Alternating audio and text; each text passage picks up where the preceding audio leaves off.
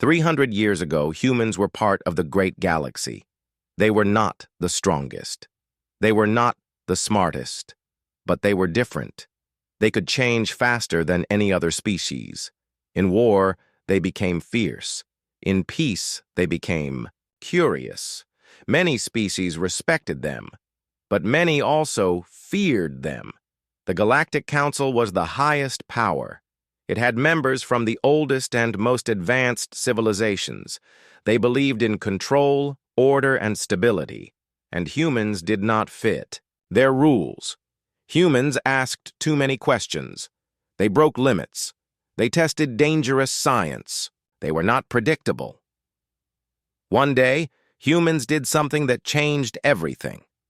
A science ship near the Orion Rift exploded during an experiment. A nearby alien moon vanished. No one could explain what really happened, but the Council blamed humans.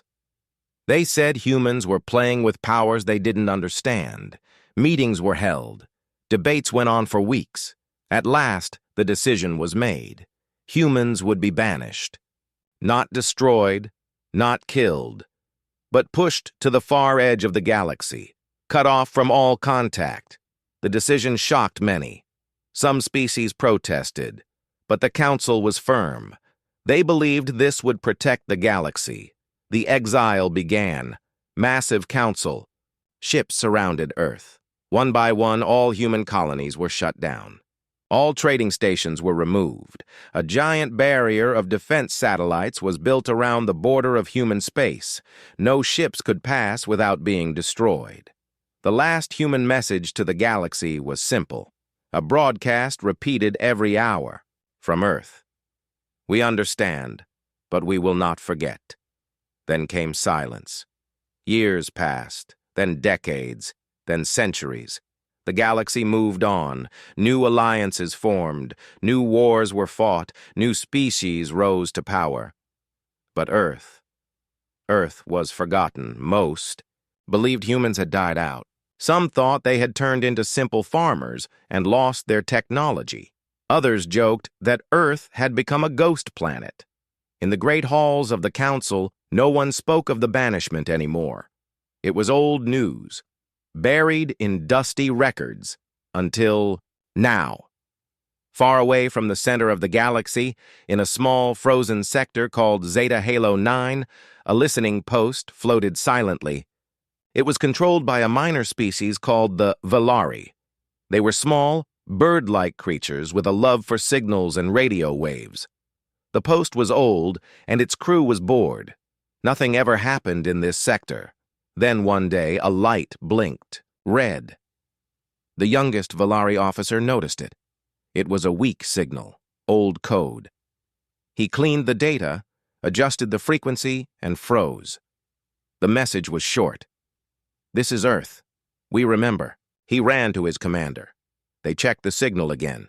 It was real, and it was coming from outside the exile zone, on the move.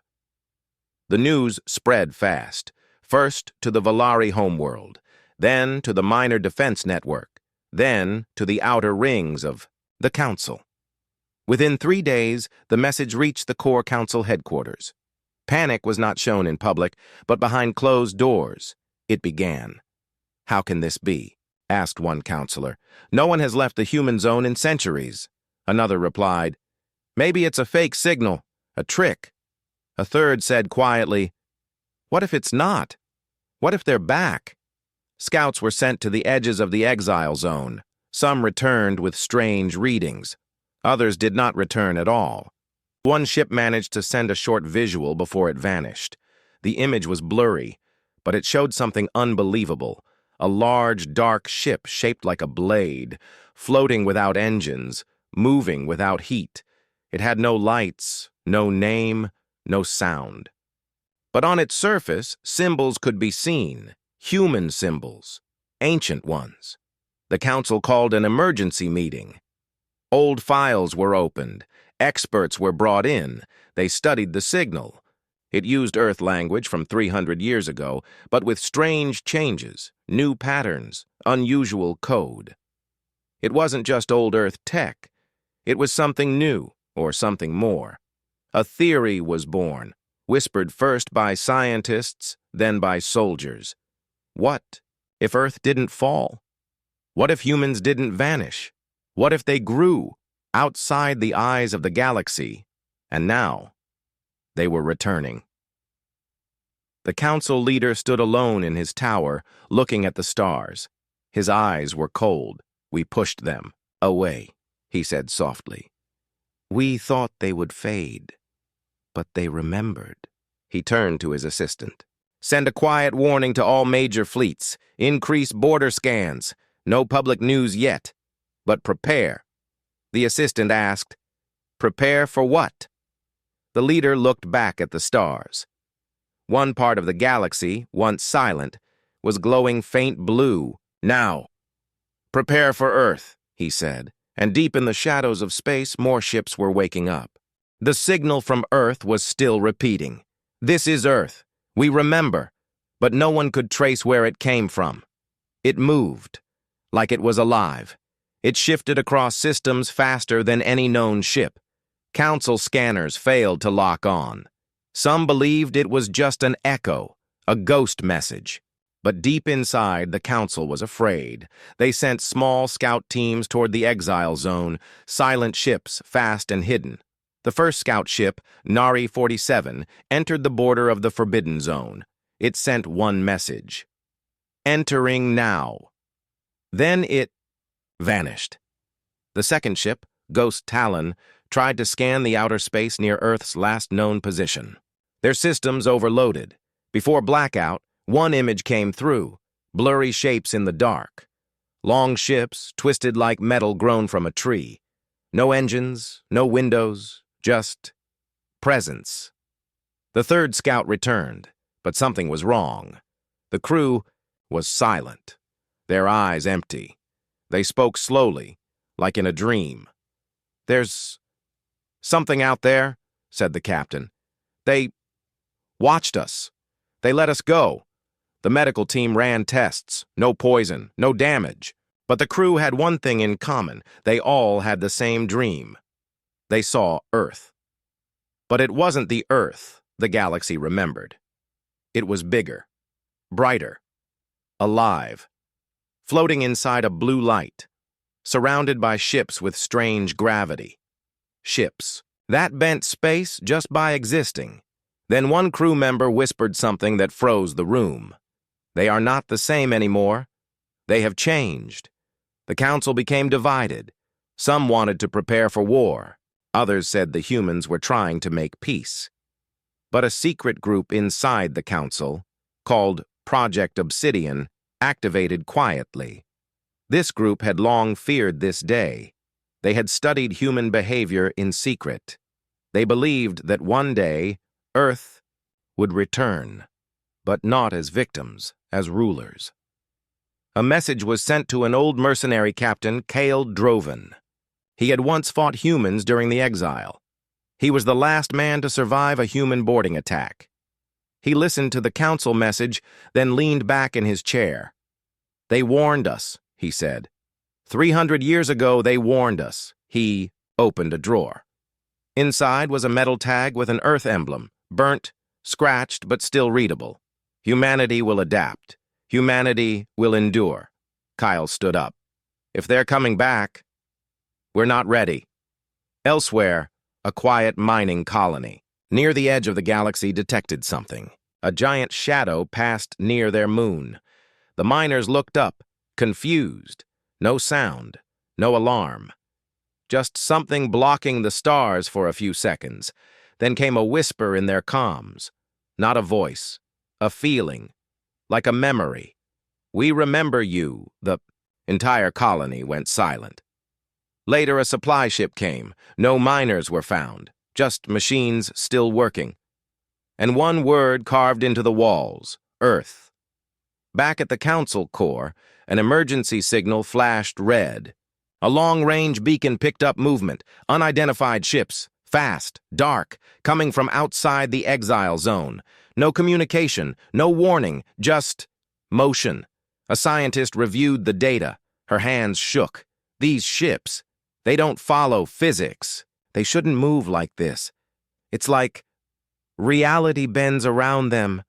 The council called for calm, but rumors were spreading, old stories of human experiments, secret tech, theories of time folding and mind networking. Someone whispered, "What? If Earth didn't survive? It evolved?" A final message came from a drifting probe. It caught a single image before its systems crashed. A giant ship, shaped like a spear, covered in glowing runes. And inside, for just one frame, a figure was seen. Human-like, but not human anymore. Eyes burning blue, body floating, no gravity, just power. The galaxy had forgotten Earth, but Earth had never forgotten the galaxy, and now it was returning. The Council had seen many fleets in its history, huge warships from the Zarn Empire, swarm drones of the Trin, energy sails of the Alari, but nothing like this. They were calling it the Ghost Fleet, unmarked, silent, cold. The Bow. Ships had no known design, no heat trail, no engine signals. Some were smooth like glass, others looked like ancient statues floating in space. But they moved, fast, with purpose, and they were spreading. At first, only a few systems noticed. A trade route went quiet. A refueling station lost all contact. Drones sent to investigate never came back. In the sector of Vega 9, a patrol team spotted something strange, a massive ship hanging in space. No motion, no signal, just there. Captain Lyrex of the patrol ship Savior's Light approached carefully. "Open hailing channels," she said. "Nothing. Weapons ready," said her second officer. The massive ship remained still. Then, slowly, without any engine fire, it turned. Not rotated, turned, like space itself bent around it. Everyone on the Savior's Light felt something. A pressure, a memory, a cold thought inside their minds. "You watched us fall." The crew screamed, systems failed, lights flickered, the hull cracked from the inside. Only one life pod escaped. The pilot inside was found weeks later, floating, breathing but broken. He said just one word, again and again: humans. The Council tried to hide the truth, but images leaked, videos of impossible ships, ships that moved in silence, ships that could not be tracked, could not be touched. People began calling them by a new name, the Returned. In the dark web of galactic networks, someone posted a theory. These were not ships. They were creatures, evolved machines, living, steel. Human minds inside metal forms. One post read, "Earth didn't build ships. Earth became ships." A small council strike team was sent to stop the rumors. They tracked one of the ghost ships near a dead moon. They planned to use stealth drones and a wormhole cannon. The moment they locked on, the ghost ship vanished. Then, it appeared behind them. No time to escape, no time to react. Their entire command ship collapsed into itself, like paper folded, by invisible hands. Nothing was left. In the council war room, panic was growing. Maps lit up with red lights, ghost fleet sightings growing across 3 sectors. An old admiral, once a veteran of the human wars, spoke. "They're not attacking," a young officer replied. "Then what are they doing?" The admiral stared at the data. "They're positioning, like they're building a wall or a net." Meanwhile, in a small system named Jurek 5, a cargo vessel called Silverpath was returning from deep mining. It had no weapons, just workers. As they passed through a dark region, they saw it, a ship larger than anything they'd ever seen. Black, silent, covered in lights that looked like stars, but moved. The crew watched in silence. Then a single word appeared on their screen: observe. For 2 minutes, time seemed to stop. The crew saw visions, cities in the clouds, oceans of code, human minds flying through metal corridors, children made of light, war, and peace. Then it was gone. The captain of the Silver Path sent one final message before collapsing. They have gone beyond science, beyond war. They are watching. They are waiting. We don't understand them anymore. Back in the core, the council leader stood in the command tower. He watched the live feed from a deep space telescope. One by one, ghost ships were surrounding. A council border system. No demands, no messages, just presence.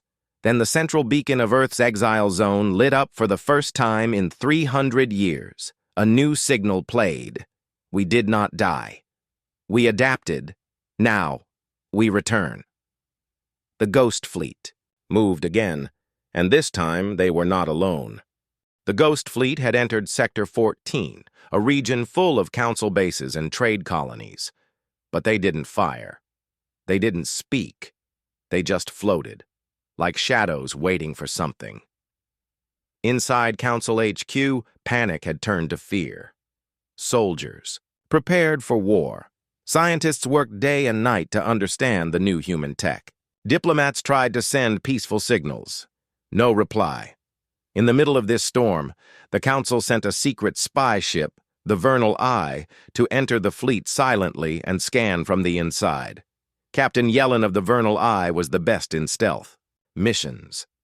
He had hunted pirates, scanned black holes, even entered AI territory. But this was different. As they entered the edge of the fleet, they saw hundreds of ghost ships, silent, floating, massive. Some shaped like animals, some like swords, some like nothing they had ever seen. The crew whispered, "These are not ships. These are stories made of metal." The closer they got, the stranger space became. Their sensors failed. Their clocks slowed down. Time itself was bending. Inside one ship, they saw windows, but the glass showed not stars, but memories. One crew member saw his own childhood. Another saw a dead brother. One screamed, "They know my thoughts!" Captain Yellen ordered full retreat, but it was too late. A dark ship turned toward them.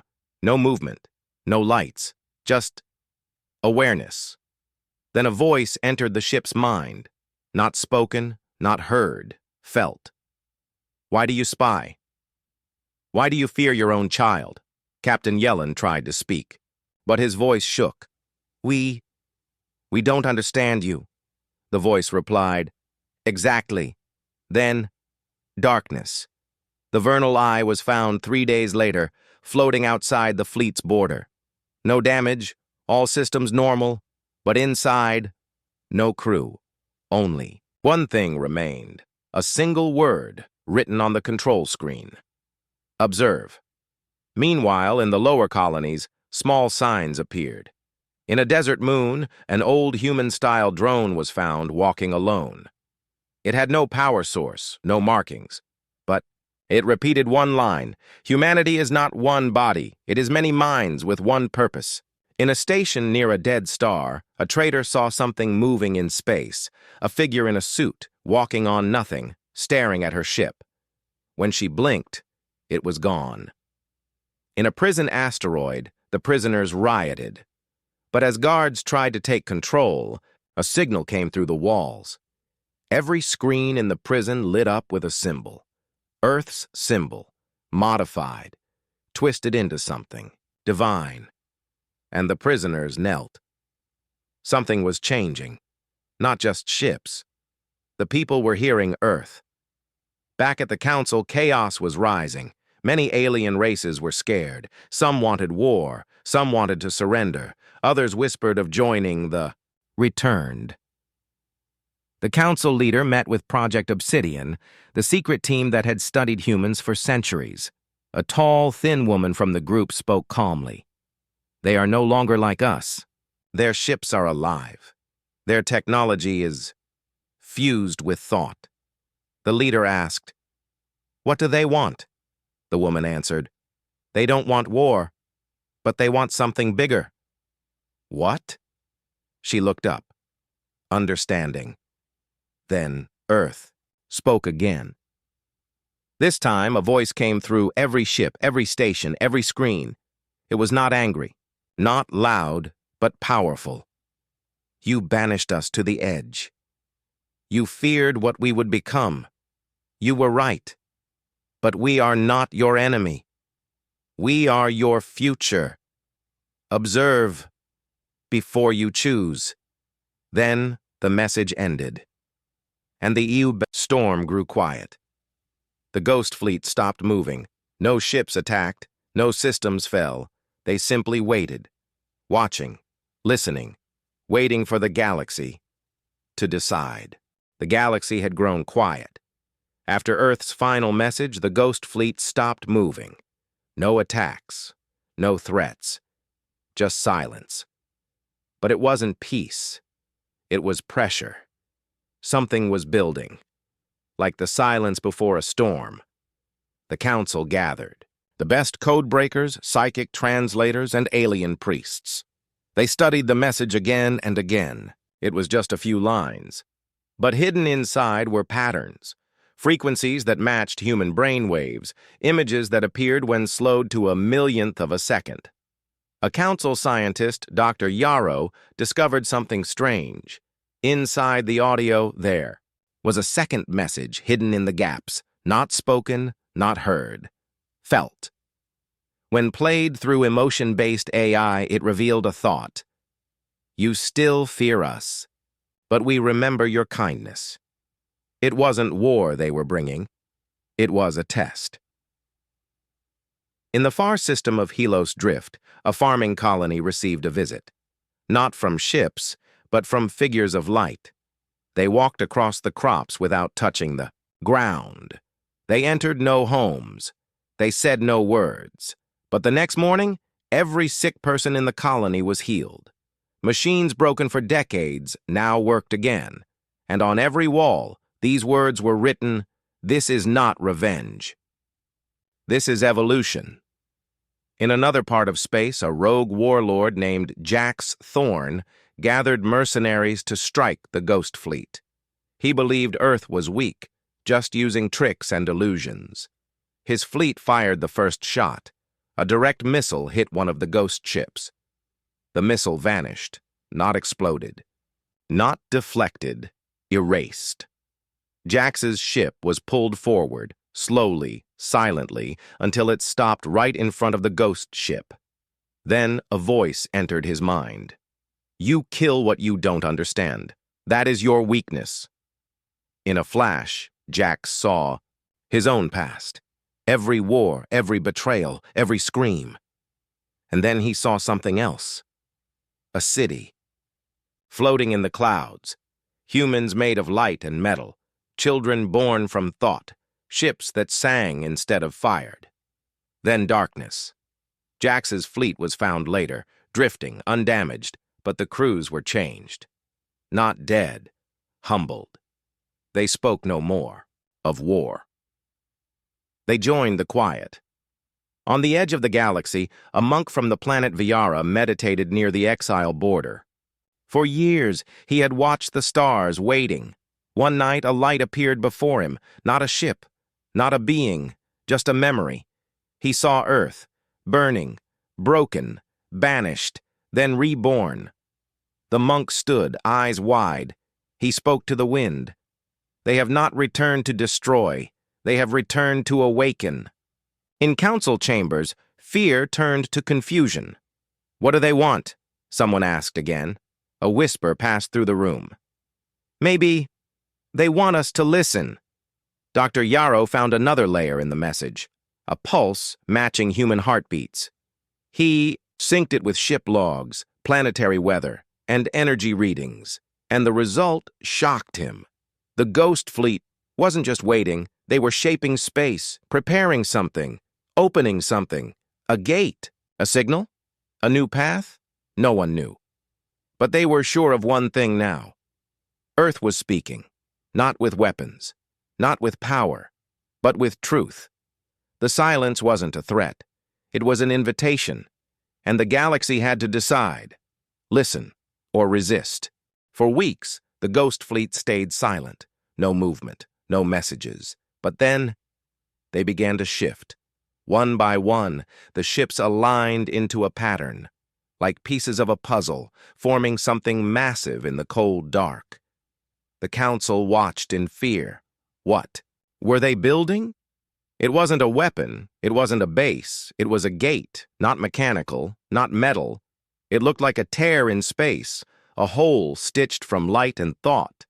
Every scientist who saw it gave the same report. It leads somewhere, but not inside this galaxy. The Council sent a drone through the gate. It vanished. Then for a moment it sent back an image, just one, a sky full of Earths, thousands of versions. Some were green, some were dark, some had floating cities, others burned with lightning storms. It wasn't just another place. It was a bridge between possibilities, a multiverse, a new path, and Earth had found it. Or maybe Earth had built it. Across the galaxy, messages appeared. The gate is open. Fear is a cage. We offer a choice. People didn't understand. Was it an invitation, a trap, or something greater? Then the voices began. People across the galaxy, human, alien, AI, started dreaming the same dream. A voice in darkness, a gate of light, a feeling of falling, and then flying. Children drew pictures of ships shaped like birds. Elders whispered forgotten Earth. Songs, one alien poet wrote, "They have not returned for war. They have returned to ascend." But not everyone believed. The Red Concord, a powerful war faction, declared the gate a threat. They launched their fleet to destroy it. Hundreds of ships charged the Ghost Fleet formation. As they got close, they fired missiles, lasers, quantum bombs. None hit. The weapons froze mid-space, as if time said no. Then something terrifying happened. Each attacking ship received a vision. Their captains saw Earth's exile, the pain, the silence, the slow rebirth in the dark, and then they saw themselves as enemies, as executioners, as cowards. One captain screamed and fled. Others shut down their weapons. Some vanished, taken by the gate, not destroyed, chosen. The Council held an emergency vote. Should they close all borders? Should they destroy the gate? Should they ask for peace? Before they decided, the stars lit up again. The Ghost Fleet moved into final position. At the center of the gate, a massive ship appeared. Bigger than anything the galaxy had ever seen. It had no engines. It had no weapons. Its surface reflected your memories. They called it the Ark, and it spoke, not through screens, but inside every living mind. We are not your past. We are not your future. We are what happens when you stop fearing change. We are Earth. The gate is open. Step forward, or be left behind. And then, silence again. But now, it was a silence, full of meaning. Something was coming, something final, something beyond war. The gate stood open. The Ghost Fleet surrounded it like guardians of a new age. Across the galaxy, all species watched, waiting. Some were afraid, some were curious, some were ready. But none of them could ignore it anymore. This wasn't just a gate. This was a question, and every soul in the galaxy had to answer it. Inside the Council, arguments turned into silence. The leaders of 100 worlds sat in the great chamber, old enemies, bitter rivals, proud species. They all felt the same thing. Something greater had arrived, not to destroy, but to change everything. One voice finally spoke. The youngest among them, a woman from a mining moon. Her words were simple. They gave us a choice. That means they respect us. If we fear change, we lose. Others began to nod. The vote passed. The Council would not fight. But still, they would not follow blindly either. They would send a team, a group of volunteers, a mixed crew, from every race, every background. Their mission, step through the gate and speak to Earth. The team entered a small vessel. No weapons, no shields. Just sensors and trust. As they moved toward the gate, the ghost fleet parted, silently, respectfully. Then they crossed the edge, and everything changed. The stars bent, colors shifted, time slowed. Then, light, a city appeared floating in the void, not made of stone or steel, but of thought, memory, and energy. The Ark waited for them. Inside, they met no soldiers, no leaders, just voices, human and not kind, powerful. They spoke like one. Welcome. You have questions. We will answer. And so they asked, why return now? The voice answered, because now you are ready to listen. What is this place? A future Earth built while forgotten. A path we opened, not for conquest, but for connection. Why offer us a choice? Because that is what makes us human. The crew looked around. They saw things they couldn't explain. Worlds built from willpower. Ships that moved through thought. Beings born from hope, not blood. It was too much, too beautiful, too strange, too human. When the crew returned, they brought back no weapons, no demands, only an offer. Earth had changed. It had evolved. It had gone beyond war, beyond fear, and now it invited the galaxy to join it. Not as servants, not as students, but as equals, as partners in what comes next. Across the galaxy, choices were made. Some worlds stepped forward, some stayed behind. But no one was untouched. The stars would never be the same. And the legend of Earth, the exiled world that returned with a fleet that defied reality, would echo forever, as a warning, as a hope, and as a question.